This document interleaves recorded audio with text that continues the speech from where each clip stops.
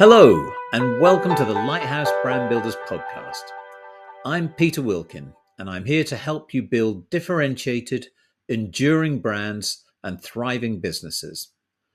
It's not really a podcast. It's more a series of strategic insights, stories, and secrets of success from a lifetime's career in advertising, brand consulting, and change management.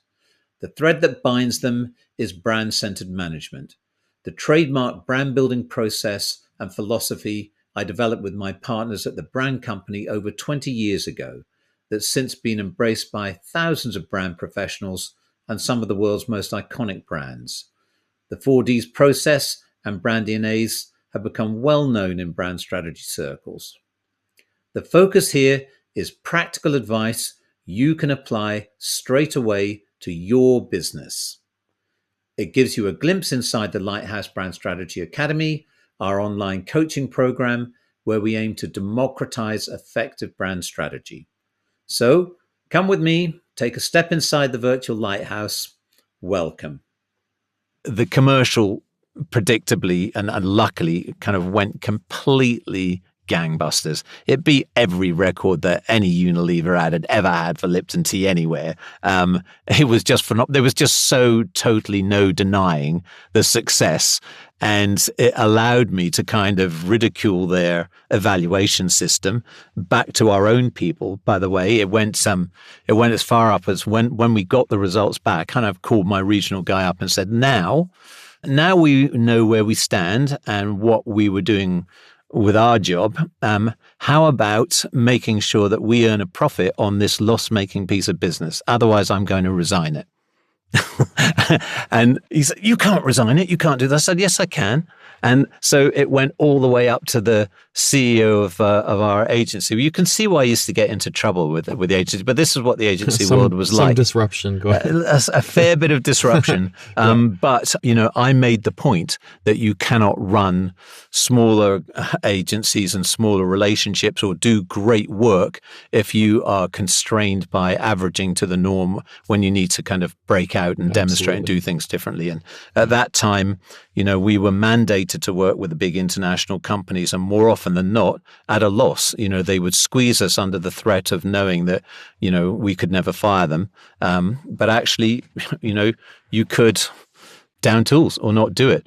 Not that we ever would. We were more professional than that. But that ended up with another happy kind of story of them changing the one-size-fits-all solution for remunerating the smaller agencies and us getting some kind of subsidy that allowed us to do even better work for Unilever. Right. Absolutely. And it seems like by today's standards, that's relatively tame. Like you have a big name, you have a big star, there's sex appeal, and there's an animal. Like those are already three elements that people just enjoy looking at endless YouTube reels on, Yeah. Well, again, it depends on the medium. And there's such hypocrisy, prudeness about what the regulations are doing, whilst, behind the scenes, our children are searching every kind of graphic porno thing that they can find and at ridiculously young ages. And that doesn't seem to be stopped or protected against. So there's kind of so much hypocrisy there.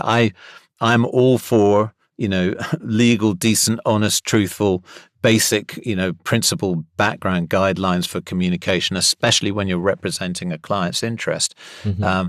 But I'm also very much for the get real, let's be human. Let's talk about the reality of how these messages are being interpreted and what people want. What are they taking out of them? Not just what are we saying? There was a kind of amusing little twist to the end of the tale at the end of it. Some people might say it's a little bit of revenge, but it was really more a dig in the ribs and a bit of fun. The conservative, then middle-aged to kind of rather elderly client, who was the one who'd given us such a terrible evaluation, I made him give me the evaluation face to face in one of the most notorious gay bars in Manila called Giraffe. So we were surrounded by these gloriously colourful transsexuals and gay people behind the bars, and heterosexuals as well. I haven't got any sexuality bias at all, but it was deeply uncomfortable for this guy, and I know I was being cruel making him do that. But he saw the funny side of it, and funnily enough, we became, really quite good friends after that incident. There you are. Amazing. Thank you for listening to the Lighthouse Brand Builders podcast. If you found this helpful and want to know more, please visit my website at peterwilkin.com. That's Wilkin with an E at the end. You'll find more free resources, instructional videos, and links there.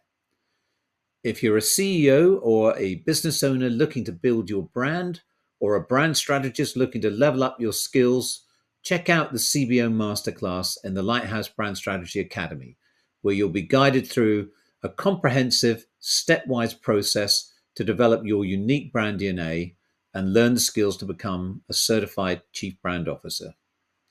If you have any brand or strategy related questions you'd like answered, you can ask them in the showcase notes below. I'll do my best to address them. Thank you, and see you next time.